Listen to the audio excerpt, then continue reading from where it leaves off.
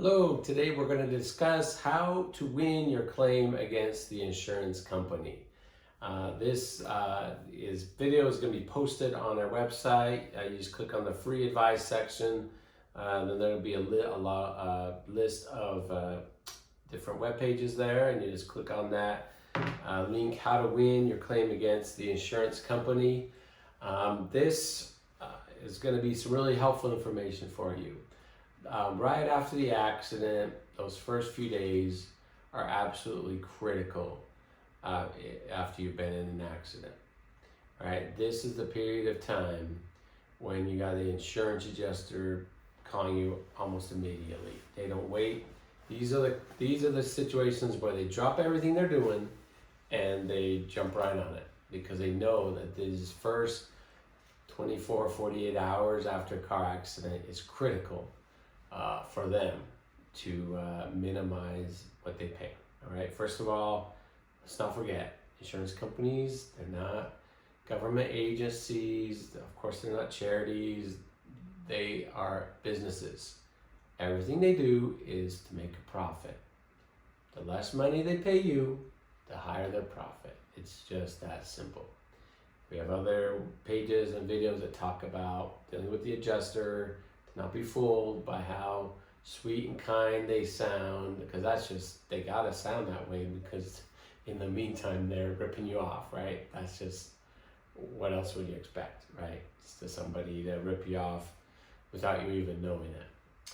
So first of all, that's the number one thing to keep in mind. When you're dealing with your insurance company, you're dealing with somebody that's trying to not pay you what you owe. They owe you. All right. First things first. They're going to want to take your statement right away. They're going to try that very first day. Don't do it. How's that for some straightforward advice? Okay. They want to take it the first day for a reason. All right. Let's just think about injuries first of all. Auto accident injuries, a lot of times we're dealing with neck and back strains, sprains. These are the type of injuries, they're not like broken bones, where it's immediate, right? You broke your bone, it's gonna hurt immediately, you know it. It's not one of those in a few days, oh, wow, that's what I did. All right, strains, whiplash, all these type of injuries, you don't feel immediately. Yeah, you might feel a tight neck, you might feel some pain, you might have a headache, but it's almost always that next morning you wake up and you're like, wow, what happened? I didn't realize it was this bad. So that's why they want to take your statement that first day. Whatever you tell them in that statement, that's it. That was your one shot, right? You don't have the right to say, let's do a redo. That wasn't fair. You did it the first day. It's them doing an investigation. So they're going to try to get the best information they can as soon as they can. So the best advice, besides calling a lawyer right away on the way to hospital, or at the minimum that day, that's the best advice. All right, let's just be clear about that. And of course, we would say that we're an injury lawyer, but I'm telling you, call a lawyer the first day. Don't feel like you're greedy or looking for a lawsuit, or it's just, sadly, you're dealing with these billion-dollar companies that are good at what they do. So you want to have a lawyer on your side that's got your back. All right. Don't give a statement the first day. Don't give one until you're ready. If you feel like that second day you still feel like it's not the worst yet, wait till the third day. All right. Of course, if you're going to get a lawyer, get a lawyer. Don't give a statement without your lawyer. Okay. This is kind of advice that for some reason you don't have a lawyer. I'm just telling you, take your time. They are good at making you feel like you don't have a choice. Right? I don't know how they do it, but they just make people feel like they got to drop everything right then and make a statement because that's their obligation. Right? Don't let them pressure you. Your own insurance company, yeah, you have to give them a statement. That's for the no fault insurance. Okay, it's your company. It's in the contract. And you're in an accident, you have to cooperate, you have to give them a statement. So you have to do it. But it's not in the contract that says you have to do it the very first day and don't make the adjuster wait on hold, right?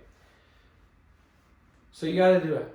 So you got the statement with your own insurance company, and then you may have a statement with the other car's insurance company. That one is optional, but we do recommend that you do it, because why not, right? If you're not going to lie, might as well be honest. Tell them what happened. Tell them about your injuries.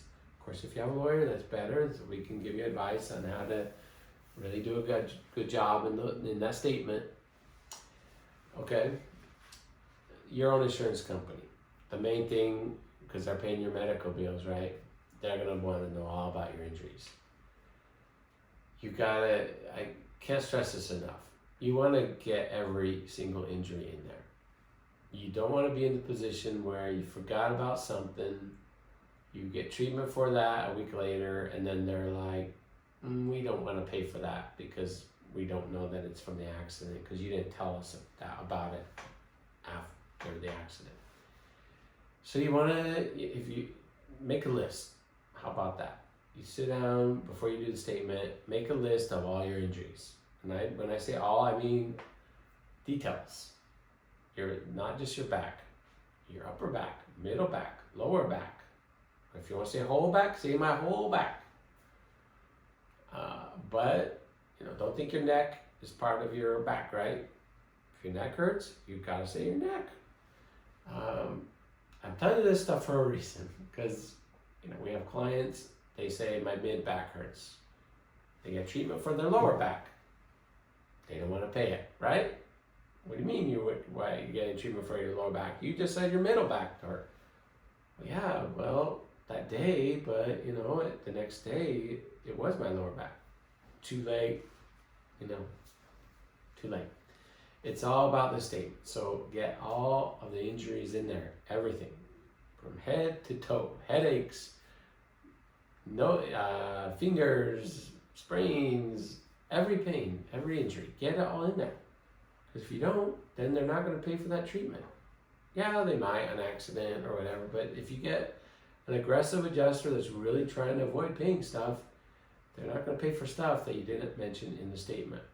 They're going to ask a lot of questions about, on a scale of 1 to 10, how bad is your pain? If you say your pain is 1 or 2, that's the kind of pain we all have all the time, right? We all have like 1 or 2 neck pain, back pain, foot pain, headache. You don't need treatment. That's just, okay, I'm not a doctor, but if somebody tells me their pain is 1 out of 10, I say, what are you doing here? You don't need treatment, right? What are you doing at the hospital if your pain is 1 out of 10? So I'm not telling you what your pain is, right? Your pain is your pain. But don't be surprised if you tell the adjuster my pain is 1, 2, 2.5. If they're like, well, we're not going to pay for your treatment. Just don't be surprised. All right? Also, don't be surprised if every part of your body is a 10 out of 10. Why? Because that doesn't sound honest. It sounds like you're exaggerating. And if insurance adjusters don't think they're being honest, your own insurance has the option to require you to go to a doctor examination from their doctor. Do you think their doctor, sorry, I'm being very sarcastic today. Anyway, but do you think their doctor is not going to tell them something that they don't want to hear? Right? It's their doctor. Their doctor is being paid by Geico, State Farm, whoever, right? Their doctor, they probably won't flat out lie, but they're going to bend things to appease the company that hired them. Otherwise, they won't be hired anymore, okay? It's sad. It's not right, but it's how it is. So the best way to avoid those situations is to be smart, right? Don't exaggerate. Don't say your pain is 10 out of 10. That's excruciating pain, right? Hopefully none of us hardly ever have 10 out of 10 paid. So you gotta be reasonable. And again, this is all the smart advice that we would give to you if you were a client, but you're getting for free here, so not bad, huh? All right. Same thing with the application, okay? There's gonna be two things. The adjuster, well, they always have to have an application. It's called no fault insurance application, or it's also known as personal injury protection application. So it's PIP, PIP, PIP, or no fault insurance. Those are the two terms for the same thing. So there's an application, okay? You got it, all that stuff I just told you, pretty much same thing goes for the application.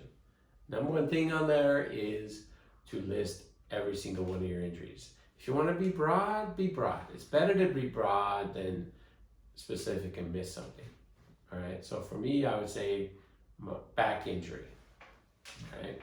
Let them find out in the statement the exact part of your back or whatever. So for me, it'd be back injury, neck injury,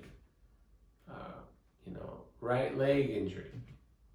Because if you're really specific, then they're not going to pay for something else, right? We've been over this.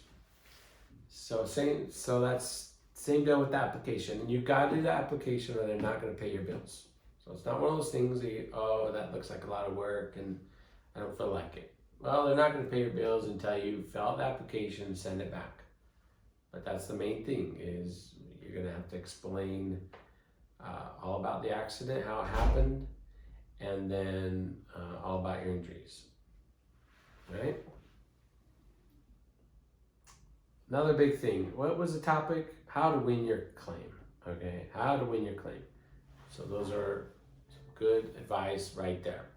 Another thing, obtain consistent medical treatment without any large gaps in treatment. All right? For me, that's obvious, okay? You're asking somebody to pay your bills because you're injured. You get treatment for a month, and then you take 2 months off, and then you want to start treatment again. What is that saying to the company that you want them to pay your bills? If you quit getting treatment for 1 or 2 months, 3 months, 6 months, we've seen it all, right? When you start again, they're going to be like, I thought you were done. You didn't get treatment. You were supposed to be mitigating this injury, getting better, and then we can be done paying for this. If you don't follow through with your treatment, get all of your treatment, and then be done with it, they're not going to be happy about that. So guess what? If you have these big gaps, and gap is what we call it, gap in treatment, a big gap in treatment, I would say a few weeks starts to be a gap in treatment. 1 or 2 weeks, oh yeah, maybe you couldn't get off work, maybe you couldn't get an appointment. 3 weeks, like, are they getting treatment?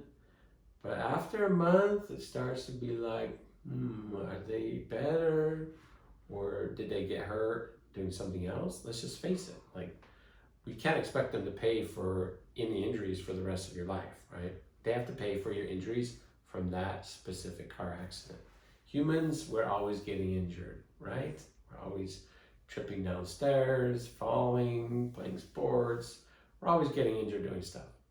And so that's what insurance companies are watching for, right? If you quit treating, they may assume, maybe he hurt his back, playing basketball. Why are we going to pay for that? And so that's when they want to try not to pay. They want to hire that doctor to do the exam. And once that doctor says, no, he doesn't need any more treatment, and that's it. They can follow that, and they don't have to pay anymore. All right? The last advice is to wait to settle your claim until you've completed all of your treatment. You want to settle your case for as much as you can, right? So why not have as much all of your bills in that settlement? Have everything included in that settlement. That's the way that you're going to get the best settlement possible. Okay, so I could have gone up more on that, but I think this has gone long enough. That's the bottom line is, if at all possible, wait to settle your case until you have finished all your treatment. Okay? Hopefully this was helpful. Feel free to give me a call if you have any questions or concerns, and I'll be happy to help you out. All right? Take care.